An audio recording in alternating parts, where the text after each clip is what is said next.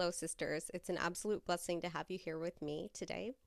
I'm going to be talking about 12 tips that help me post mastectomy. So, we're going to get into it. And yes, I have a list because chemo brain is a thing. And without a list, I could not do this. So, the first thing is to do these things in advance. Obviously, plan. So, grab a notebook and make a list with me. Friend, let's just do this together. All right? So, plan in advance. Number two is you want to get help. If you are blessed enough to have a partner or family member to help out, that's great. You want as much help as you can, but you also want your privacy. So try to create a balance between the two. All right, the next thing is pillows. Everybody is different, but okay, so if I slept and moved around a lot, I would be in a lot of physical pain when I woke up. So basically, I had to have a wedge pillow and two other pillows like this. I had to have a pillow under this arm, and I had to have a pillow under this arm, maybe even two. Either way, what I'm saying is you want to make it so you're not moving on top of those tubes or the surgical sites. Okay, you don't want to shift around too much. It might be very uncomfortable. So please get some supportive pillows. I've even had sisters say, well, I got that pregnancy pillow and it just helped them like prop up the right way. So think about that. You may not want to shift too much in your bed. All right, the next thing you're going to want is a support band, and that's different from a compression bra, okay? So I'm going to get into that later, but you want a band because now when it arrives, you're going to think this is so stupid. It's just like a band with Velcro on it. But it's not, because even with that compression bra, I felt some areas needed just a little bit more pressure, and I wish I had it. I did donate it to another sister, so I don't have it. But basically, it's a band, and you can just patch it where you need a little extra, like, just like a little more support, a little more press down.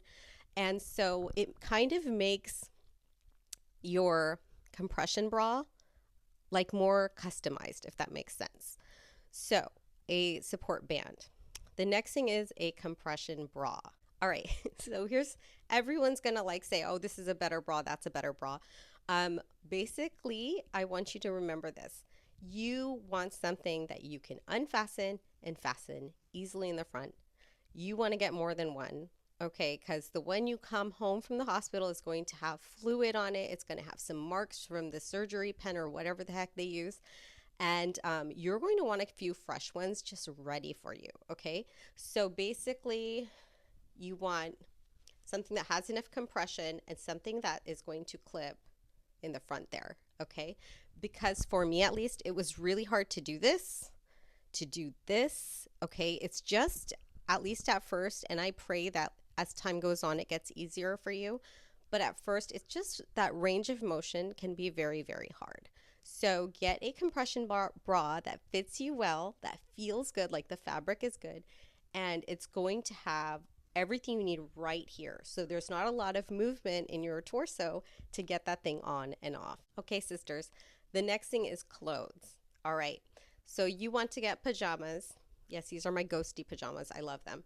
That button in the front. Okay, so you've got the front buttons, and you don't have to reach like in the back or anything. You can just unbutton it in the front, get long sleeve, short sleeve, whatever fabric you like, but make sure that sucker can be taken off easily in the front. Oh wait, on the note of clothing, you also want to make sure you have some extra clothing when you go in for surgery, because I say this because when I woke up, I just threw up all over myself, and I was really glad to have three things. One is some extra clothes. Another is like face wipes or baby wipes, whatever you want to use, and just some chapstick and some mouthwash, okay, or those little travel toothbrushes, just in case that happens. Sorry, I know it's gross, but I'm not going to sugarcoat this journey for you. That's not why I'm doing this at all. But I do want to inspire you. I do want to give you hope, but some of it is very difficult, and that's why we need to do this sort of stuff together. The next thing is drain management. Now, your healthcare pros are going to tell you all about this, but I want to share something with you. So you're going to have drains. I don't know how many, but basically it's this unreal experience of having tubes coming out of your body. And don't just leave them out in the wild. Like, you have to secure those suckers, because if they get caught on something, let's say like a drawer handle, and you back up and that thing pulls, you're not going to enjoy that feeling. So please secure your drain tubes. All right, please. And that doesn't mean there's a lot of stuff out there. I just kind of got crafty with securing mine into my own clothes rather than buying like drain approved clothes, but you do whatever you have to.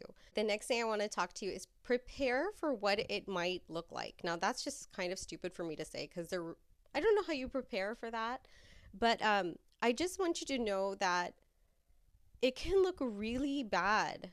It can look really bad, especially in the beginning, because remember, everything is fresh. The scars, the incision marks, even like the marker they used or whatever. So please prepare yourself for that moment the best you can and know that over time, okay, it's going to look better. And that first look, it's not how it's going to look, 3 months from that, 6 months from that, a year from that. So please keep that in mind. The first look is not the forever look. The next thing is stay on top of your pain meds. Use them as directed. So one of the nights I just fell asleep, so my gap for my pain med was too long. And that pain upon waking taught me to, just set an alarm so I don't miss my pain meds. Because that pain I still remember really well. That's the tricky thing about chemo brain, friends. Like I'll remember really bad stuff and not like, oh, where are my keys or my glasses? Like I'll forget that, but I'll remember the really bad stuff. So anyways, I just want you to stay on top of your pain, please. The next thing is bathing. And oh my God, to this day, I thank God when I get in the shower because to have a head to toe shower is such a blessing. All right, so when you shower, I'm going to tell you what's going to make it a little bit easier on you, okay? Simply put a handheld shower thing, a shower head, because you're not going to be able to shower your whole body. Clearly, this top part is off limits.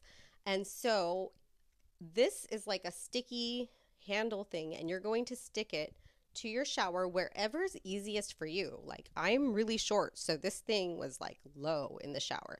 And all I did was, okay, grab the shower head and wash myself where I was able to. And if I even think about like having to grab handles or just deal with like sitting in a bath, I don't know, it would have made things much harder. So if you can, please get a handheld shower and adjust where you're going to put that baby, okay? Next and last, okay, we're at the end here. Mental support. I can't explain how important this one is, and if you do not have a support group and you need some recommendations, please let me know. And that's also why I'm doing this video, because I feel like we sisters need more support. We need people who understand this process. And as much as your partner or your family members love you, they're not going to know what it feels like to lose body parts or have a port installed or to go through chemo and lose your hair and your eyebrows and your eyelashes. They're just not going to know what that feels like. You need to connect, in my opinion, with sisters who have gone through that.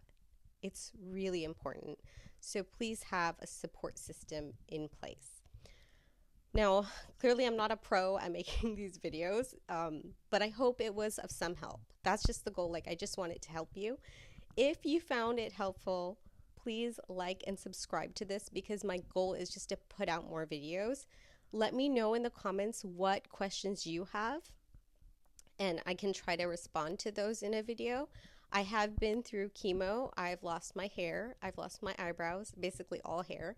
I have gone through a mastectomy. I have lived flat for 2 years. So I have been pregnant while having cancer.